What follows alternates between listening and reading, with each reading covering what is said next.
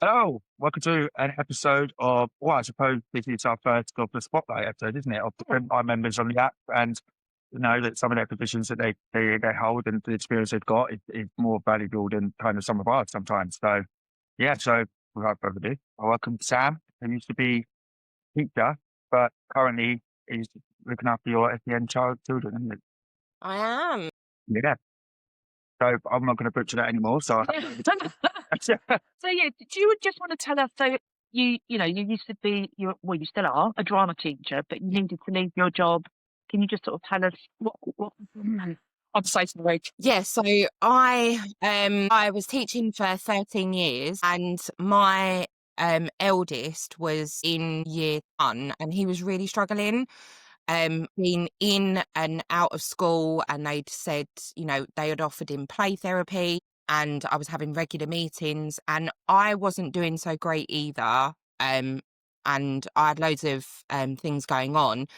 And I just thought it's not worth it. My child is Mm. more important. So I'd actually come out of teaching and was, or still am, looking after my eldest. Although he's in school, I do the drop off and the pick up, which helps to regulate him because he's all over the place.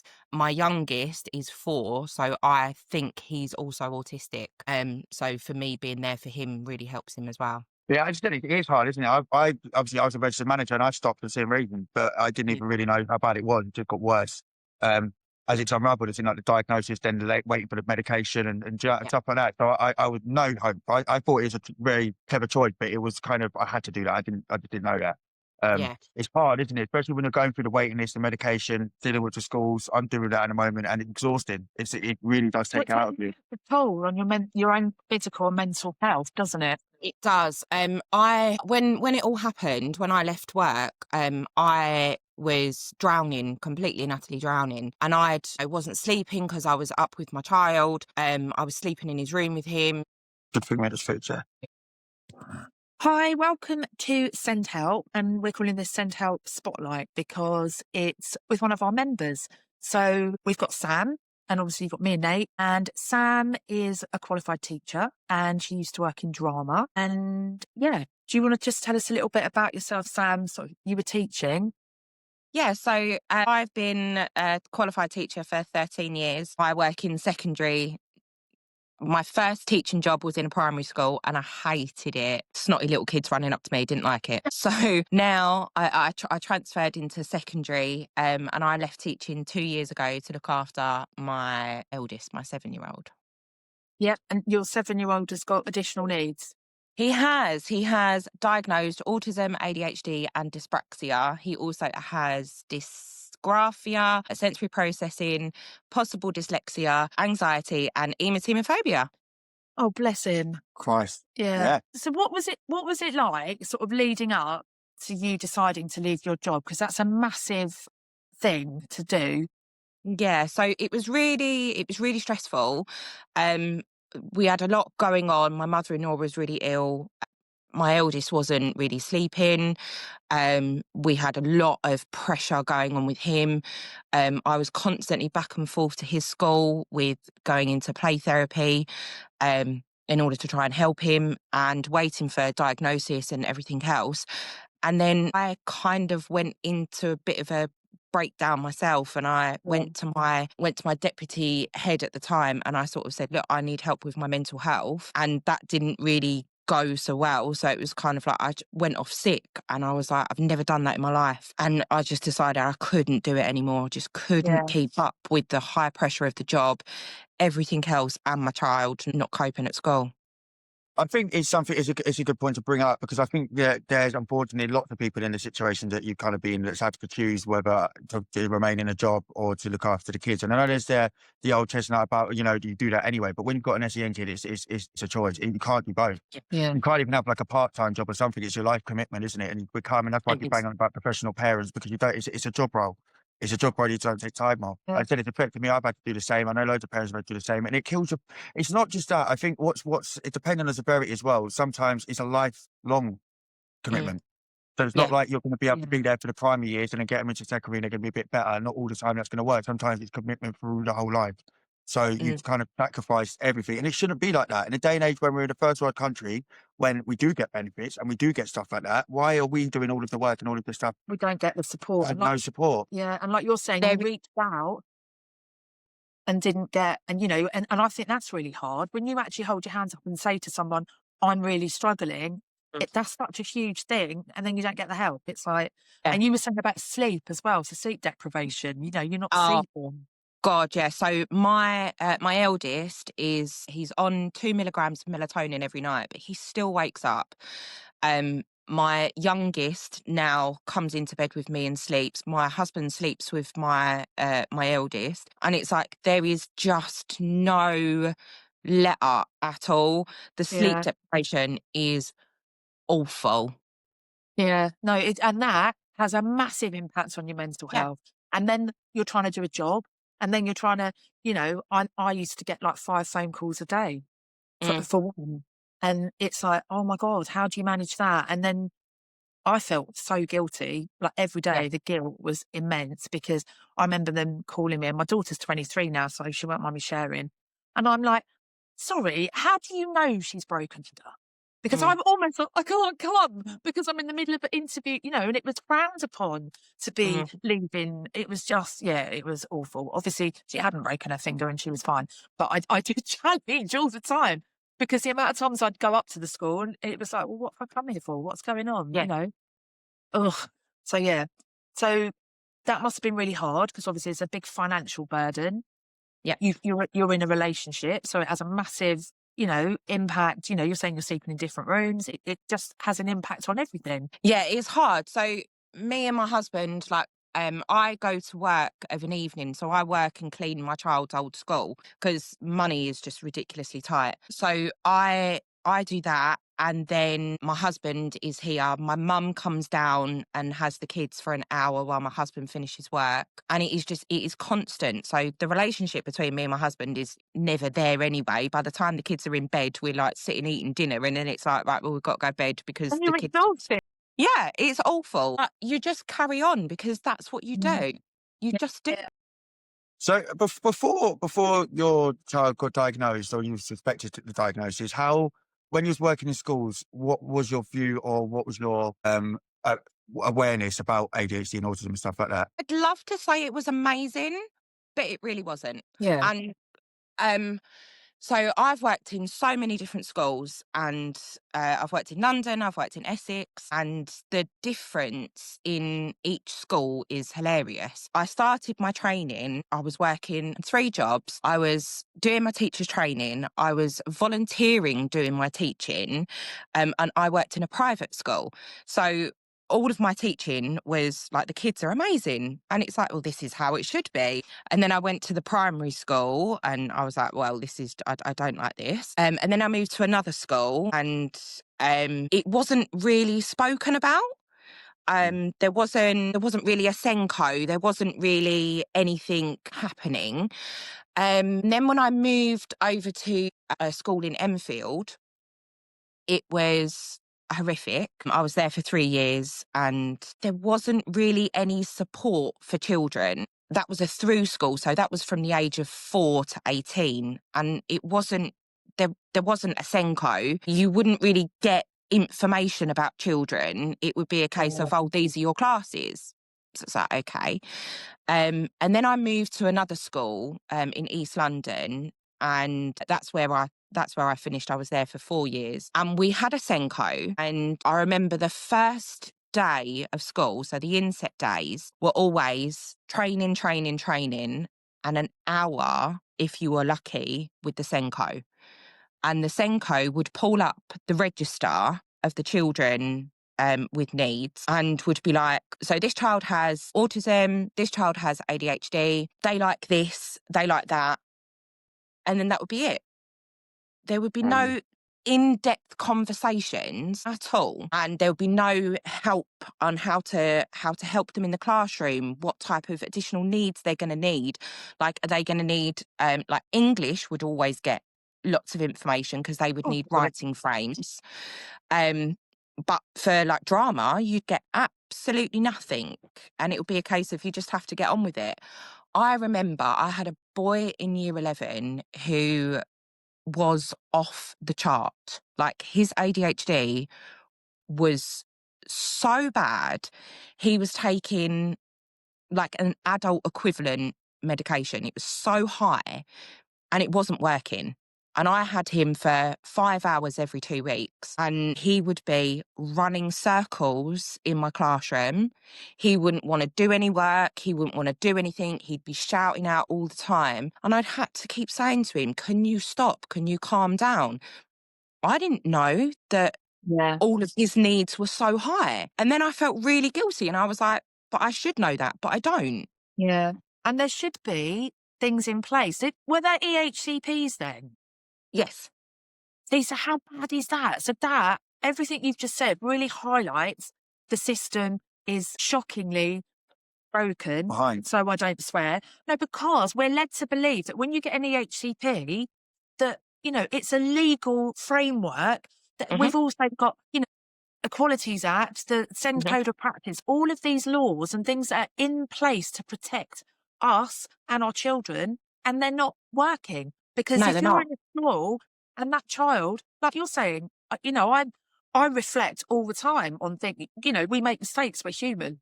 Mhm. And you think, oh, I shouldn't have done that, I shouldn't. And it's as you learn more and you get more knowledge. But this is a system across the country and it's just not working. But I think It's it's good not. to, the few points to highlight from there is that, one, I don't think that much has changed. No, it And doesn't. that's like a big period of time you just jump through, and I still see things happening now from Our what you said. members will all absolutely resonate with me. Secondly, I think the big point that you made as well that I think is annoying, and it's across the board, is every single borough, school, town, city has a different Yeah. approach, a different Yes. awareness, a different level of training, and it just is so confusing. So, Yeah. like, some people, everyone's experience is so mostly negative, don't get me wrong, but you could get, like, there's some counties out there that seem to be doing really well and really taking it seriously and taking it as being primary, and then you get some that just don't care and are outright going out on TV saying stuff like that kids don't need ear defenders. Like, that's literally the difference. And there are people running the country. So what good hope do you have for people I in know. school, for people get aware about it, to get taught about it, if they don't even believe it on the highest power? On those comments, on those stupid little comments that our Yes. politicians make. And I feel like we're on the wrong side of a war. That's what I feel like. yeah. We That are. with having an ADHD child puts you on the wrong side of the war. And it's Yeah. just, it's them And fighting. you have to fight. And then you have to You leave do your have to job. fight. And then You do have to fight. all of the impact that it has on our child, obviously, because all of this negativity where they're being told, can I say the thing about your son? Not directly, no. You can. I'm being told that they need to learn to sit still. Yes. And I was saying, I was a head teacher. Mhm. Teach me to learn. I still can't sit still. I think I'm doing really well today. But it's not, if you have ADHD or if you've got, that's part of our diagnosis. And it's Yeah. like, they're picking up on I've stupid things. heard schools directly say we don't tolerate that. We don't deal with that. We're not in my classroom. Okay. It Go on, frustrates Sam. me. It really frustrates me. But the school rules for each school is different, and it does not include information about children with SEN. So they'll say, yeah, we've got a SEN code of practice. Actually, no. If your school rules are your child will come into school with a pen and a pencil and will have their uniform on correctly, the top button done up, children have to stick by those rules because it is the school rules. I was a form tutor in every school I've been in. I've been a form tutor, and we had to do uniform checks. And those uniform checks were including pen, pencil, because that's what the school rules are. Now, if you don't bring one of those, you're supposed to get a detention. Oh my goodness. I saw loads of comments on Now, that yesterday. on what my page. if there is a child with ADHD who will forget a pen or a pencil An and will get in adult. trouble? Exactly. I still do that. Yeah. So every time there was a uniform check, I would make sure that I had extra pens, extra pencils, whatever it was, and I would give the children the stuff that they need. Yeah. I was teachers or head teachers didn't particularly like me because I was quite relaxed. And it would be a case of if there is a school rule, then all right. But if it's about a top button, I'm not doing that. But I don't think that. I don't think that is being relaxed, Sam. I think that's being proactive, and I think that's working within the boundaries of the Equalities Act and reasonable adjustments and all the things It that are is. supposed to protect our SEN Yes, children and it adults. is. But not every teacher does that. Every teacher No. or every other teacher will stick by the school rules. So if there is a Yeah. school rule of, we're having your top button done up, then that's what needs to happen. That's exactly what's happening, isn't it? You just explained that perfectly. That's exactly what's happening. Teachers are going back by the rules and they're fighting and not ignoring the SEN, and they're just not budging from that it's a school rule. And I said the Yeah. comments that I've heard and seen are very similar, lining up to that. Well, it doesn't matter. This is not how we do it in this school, or this is that. Yeah. And even like some of the incidents about having to come back to learn how to do the behaviour in the classroom, to be acceptable in the classroom, and it overrides, as you're saying, any SEN practice or any SEN code, because It's discrimination. but It yeah, is. and that's what it ends up doing. It ends up discriminating the kids And I think we worse than before. Yeah. Because I did again when I was in school. It was just one in the blue moon. You like maybe the naughty kid or whatever, but it's kind of better Yeah. to be seen as you maybe was just the naughty kid. Like no, but it's better to be like that than the problem. Yeah. Like Yes. if I was a naughty kid that they could still contain in class, I was going to throw out. There's only one of me. Do you know what I mean? And now there's 3, 4. Now they see ADHD consistently as a problem. Oh, Yeah. Like that doesn't work with our schools. acknowledging it. They're not acknowledging that ADHD It's what they work on, isn't it? It's Yeah. attendance and compliance. Yeah. And people with ADHD and autism are going to struggle with attendance and are going to struggle with compliance. And schools Yes. will not back down from either one Yeah. of them two things. And that's why kids are getting But that- fines and kids are getting parents getting taken Parents to are court. fine, absolutely. It's all just being do what I But, say. you know, something that I always go back to, it's the thing, like if you were in a wheelchair or if you've got a broken arm or if you've got, a disability that you can see, and I don't like talking about ADHD as a disability, but it is, Mhm. you wouldn't say, oh, you need to get out of your wheelchair and practice walking. Or you need to, do you know what I mean? So why are you saying to someone with ADHD, you've got to learn to sit still? I'd love No, I to know. No, I wouldn't. Oh, I didn't care. I know. It's like putting emphasis on things that aren't really, like you're saying, it's a little bit Victorian. It's like rules and you should be seen and not heard and you need to comply. Well, no, that's not the case anymore. And the other issue is that it comes to teachers like yourself to make the change. It's not the school. And people think there's good schools, it's good this. You haven't. I promise you it's a good teacher. Yeah. It's a good teacher that cares, follows up in the same you were code. a problem. You felt like they didn't look on you favourably because you're challenging them. Yeah, but it was like, but you're not doing, you signed a contract and you signed this and you have to follow the rules. And it's like, yeah, but you've also got to be human. Yeah. And it was a problem. Yeah. And, having equality. You say equality like there's never been equality. No, I know. Equality has never been there. We haven't got equality for the first thing, let alone this thing now. This is a new What I subject. have an issue with, because especially recently, all our schools, all of the agencies that we work with have policies and procedures. Yes.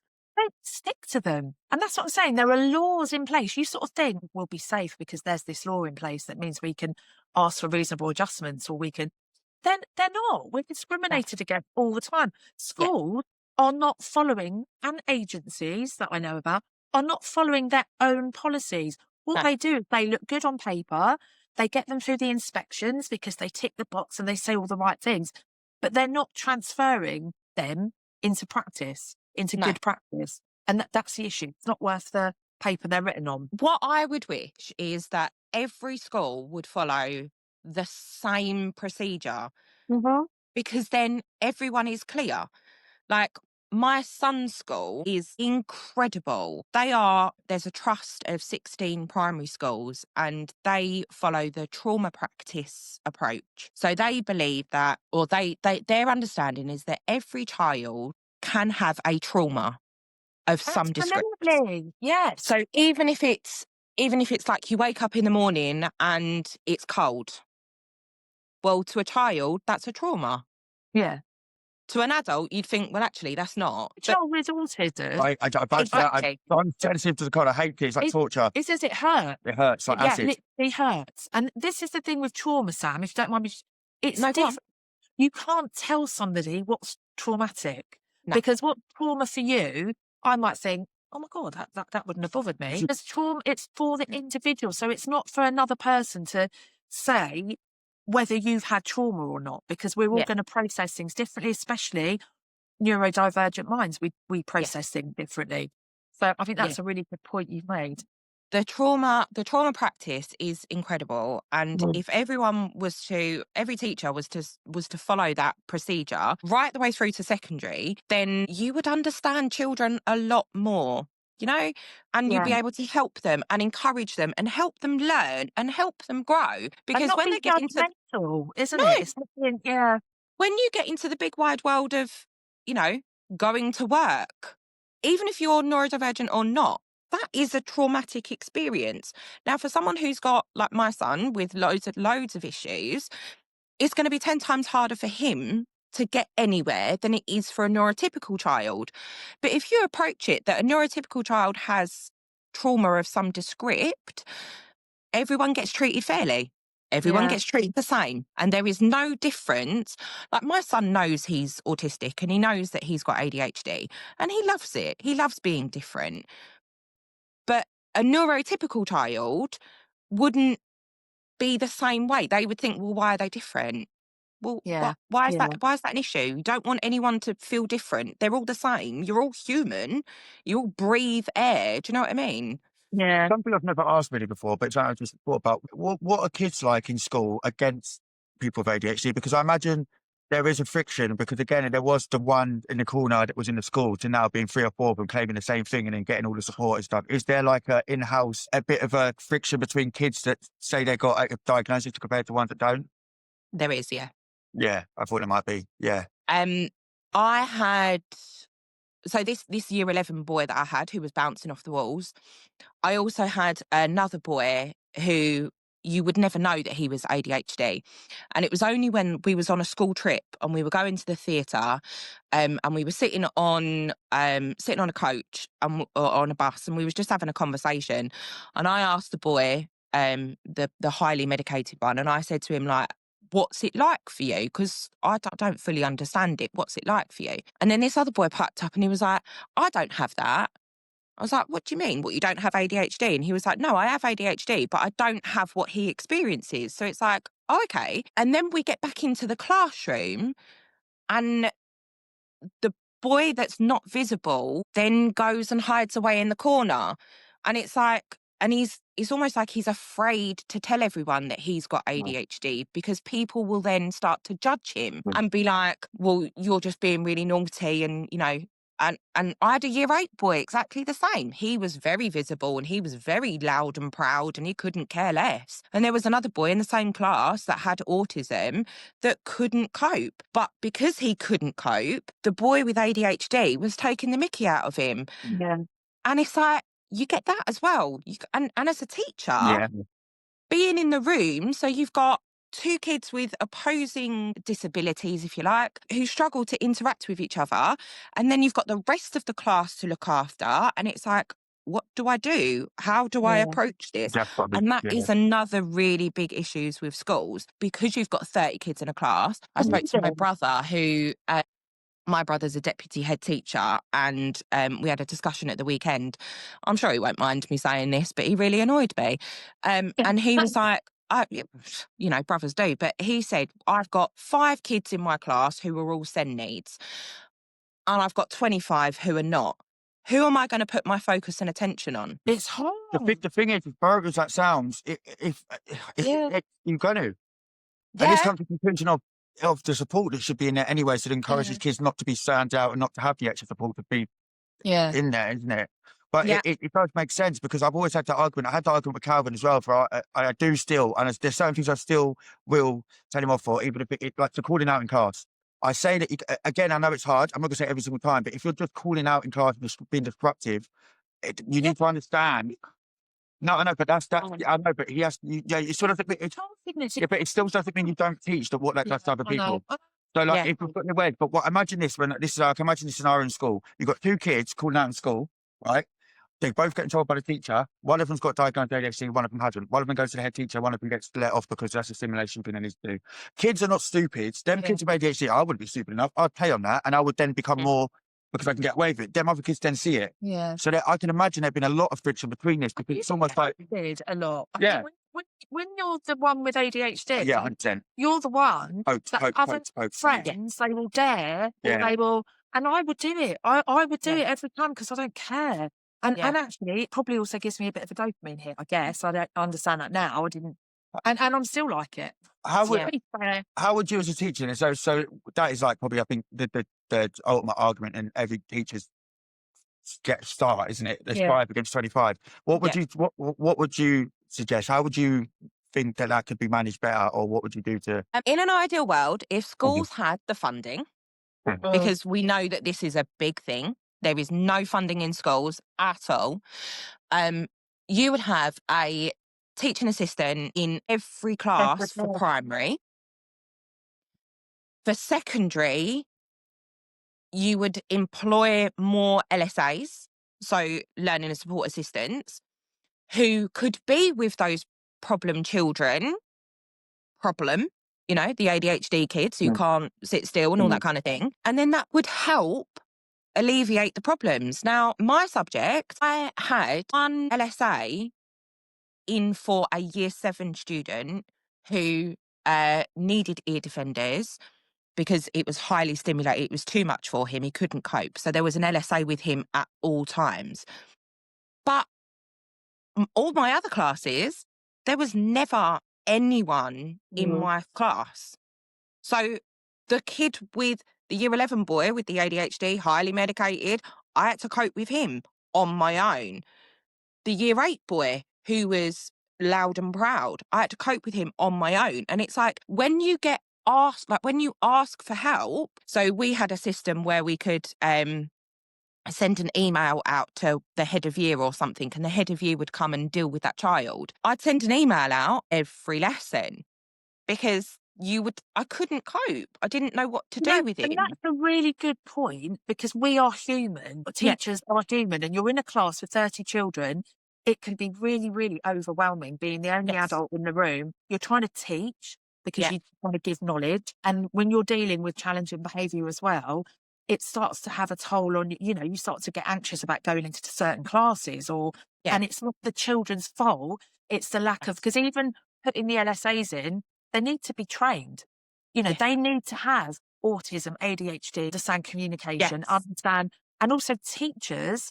I'm a qualified teacher, and you touch on SEN, it's not really part of your training. But should No, it it's be? not. It should. No, but how much of it? So if you're talking LSAs need to come in on the same coach, No, yeah, no, but in a class. yeah, exactly. But and if you're saying LSAs need to know about the training, the teachers don't necessarily, because then again, that's taking a lot of teacher training away from teacher But also, training. they're not Okay, training hang on. Yeah, but They're not. So in my infant school, so in the school that I work in where I clean, I spoke to the LSA and she was employed as a teaching assistant, right? She now is a 1-to-1. She was just changed over. She wasn't told about it. She was just, oh, you've got a child to look after. This child that she looks after is severely autistic. He's 5, so he's in reception. Severely autistic. He is non-verbal. He will run around the school. He is still in nappies. And she's had 0 training. Yeah. It's disgusting. 0. that's not good. The teacher... person as well, because you just think, how is she meant to? Yes. You've got to work it out Yeah. yourself, and Yeah. that also depends on what her attitude is. Does she Yes. believe? Because you've got these people that think ADHD is just bad behaviour, and autism is just So if you've not gone into that role, that's But this is what's happening. Yeah, I didn't know that. Obviously, is Yeah. that actually what happens across the board? So all the LSAs Yes. are not actually LSAs attached to the HCP. I don't know. I think that would be a thing, at least. It's the training, and we know this because we're just looking at one particular school, and they say that they have training, and you're like, when? And what was that training? And Okay, what does so- it include? And have half of your teachers left since you offered that training, and the ones you've got in now haven't had it? There's the a lot. training, this is so important for everyone to actually understand what the training consists of. Yeah. It is a video, a Zoom video of someone talking about the condition. So there was a teacher, the reception teacher, she was on a Zoom call the other day and her training was on DLD. So it's the language disorder. So children being non-verbal.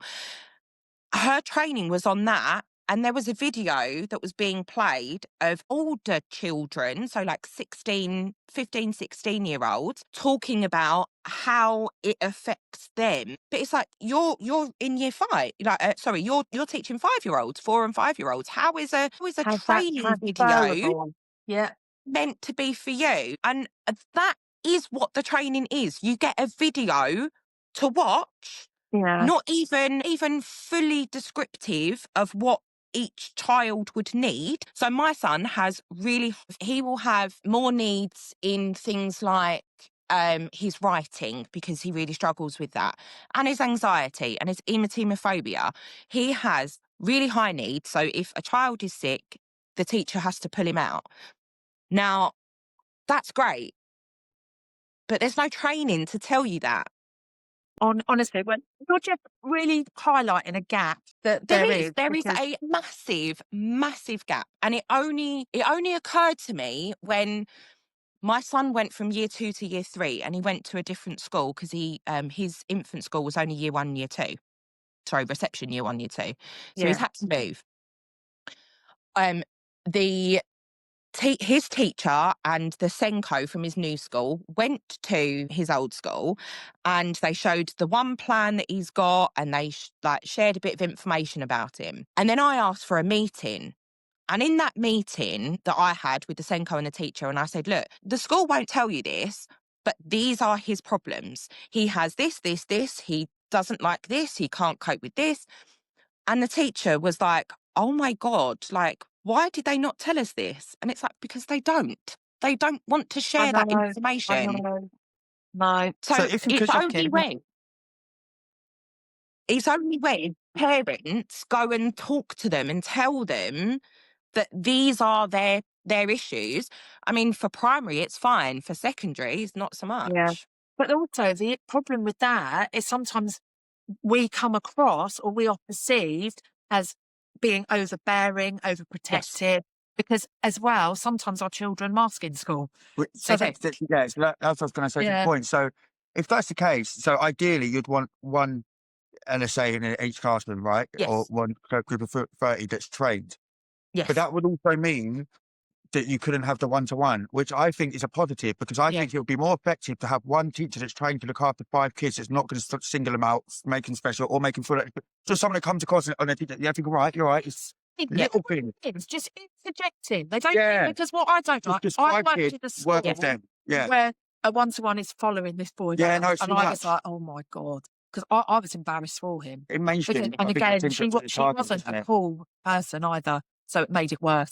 So she was just literally like shuffling around behind him everywhere he walked, not actually doing any interventions, not actually doing anything, just literally be as a body with him. It was awful. Whereas if you had, but I also think it's about training for teachers, and it's about people's attitudes. Because even, and I'm really sorry, because I'm sure your brother's really nice, but even saying, I've got this many, and it's almost like those 5 children, I completely get what he's saying. Yeah. Maybe if he had more understanding. Yes. Sorry, I'm being really specific, and that's really bad. No, But I've told him so. Yeah, it's about not seeing our children as problems. Yeah. And I completely get what he's saying, but Yeah. they're not the ones we shouldn't be targeting or highlighting 5 kids in our class that actually we'd rather do without. We'd rather them, they weren't there, so we can go in, do our teaching, give some handouts. Oh my God, I hate handouts. And just, whereas if you were trained to be inclusive, Yes. but I agree with you, you probably still do need that extra I person, think the because support work would be better. the teacher's going to burn out. Because the differentiation, if people know what that means, so when you plan a lesson, you have to plan it for almost like for your high achievers, your middle ones, and the ones that are struggling. But you also need different things for children that are struggling with sensory processing or how they access information if they've got dyslexia. Yeah. That's a lot for one teacher. It is, yeah. Does that make sense? That is a lot, because you've got to prep it, you've got to print everything out, you've got to get all the resources. Is there still the stigma about asking for help means you're a weak teacher as well? Well, Yes. Sam asked for help. I asked for help, and they was like, Look, so teachers that really go against the grain are really, really going against the grain, because it's really hard, even their job, isn't it? But I do understand, but it's such a shame this isn't addressed in your training. It's like nurses as well. You know, Yeah. you might do a little module, or you do, if you've got an interest. Well, that's not good enough. It shouldn't be whether you've got an interest, because a lot of people coming through the doors, whether it's schools, hospitals, doctors' surgeries, are going to have special educational needs, additional Yes. needs, are going to have autism, are going to have ADHD, are going to have, you know, some kind of SEND. But It's about inclusive. And on a positive note, on the back of that, I'd say that is the one thing that's going in our favour, is that the generational, I've always said this, the next generation, the generation after, are cluing themselves up on it. So even if they're going to, they're the people that are going to go into roles as teachers and as TAs and stuff. I mean, it's Yeah. also still negative. yeah, no, It's still a negative no, connotation. but there's a lot of us out there now. So, like, say the next generation, the generation before, that you're just accepted as in, you're in a fresh generation when it's Yeah. just exists and it's up there. Yeah. You go on TikTok Children. and there, and Yeah. I think they're, like I said, they're the people that can then become teachers because they care and they. But these bloody politicians that give their one-liners about headphones, or give their one-liners about almost like they don't even believe it's a thing, or, you know, that sets it back every time. Yeah, Because it does. people hear that and think, you know, I say it all the time, just because someone's a politician, just because someone's a teacher, whoever they are in whatever professional position, it doesn't mean they're good at their job, and it doesn't mean No. they're right. And we have No. to challenge that. Yeah. Yeah. We do. Anyone that thought, no, I'm not even going to do that because I lose half my followers. Yeah, no, whatever he's going to say. Well, I think that's been brilliant. I have no idea how long we've been talking for, because I can't see. About 30 minutes. But Yeah. no, I think that's been really good. And I think that's something to keep touching. I think we've come back to a couple of episodes So of this. thank you, Sam. Yeah. Of the back of That's this, yeah. fine. We appreciate your honesty and being open, because I know that, you know, you're talking about your personal experiences, and that's a big Yeah. thing. So we appreciate. Yeah, no, thank you. I just want to say, like, when you get a good teacher, hold on to them. I know. Like, my son's year 3 teacher is incredible. She differentiates everything for him. He's got all the stuff he needs. And it's like, that's what we need. We need Yeah. these teachers that will look after our children. Yeah. Like, if I knew what I know now, my teaching would be so different. I know. So different. But And don't be it's hard on such yourself. a shame. Yeah, Well, don't no, be I hard, don't. because we learn. We learn from our Yeah. experiences, and we get No, better. That's something you don't know until you go come across it. Yeah. And that's another thing for No, you generation, don't. because there's more and more, and there's people in people's families, the people you'd hope would always be aware, because there'll be someone so close to them that's going to have it. So, Yeah. you know, so it is hard. And yeah, don't be hard to you. I feel like I ignored my kid for the first few hours of being a manager. I think it was easy and all moaning. I come back and realised that parents have got it so much worse than ever. And I was thinking, oh my God, I've said a lot of things I need to take back now. Yeah. The parents are going, oh yeah, no, you're just not doing this. I'm thinking, why are they always on our case? So we're doing enough. And then you think about it, we're not doing anything. No. We're not doing enough. They're not doing enough, not getting support anywhere. Like, But you don't realise until you're out of that situation how bad it is. Yeah. And until you have an experience, you know, this is generally in life. We all have our opinions, and they're shaped on how we grew up, how we Yeah. were taught, how we were parented. And then it's not until you have an experience, and then you can really empathise with somebody Yeah. else, because you're like, oh my God, I know how hard that is. But Yeah. until you've had that experience, you sort of think you get it. But then when But you're you in don't. it, you're like, no, and it Yeah. you can't. So we really It is hard. appreciate your honesty and Thank openness. you. I think it's a great episode. Yeah, guys. and we'll do this again, definitely. 100%. Yeah. So thank you so much. Thank you.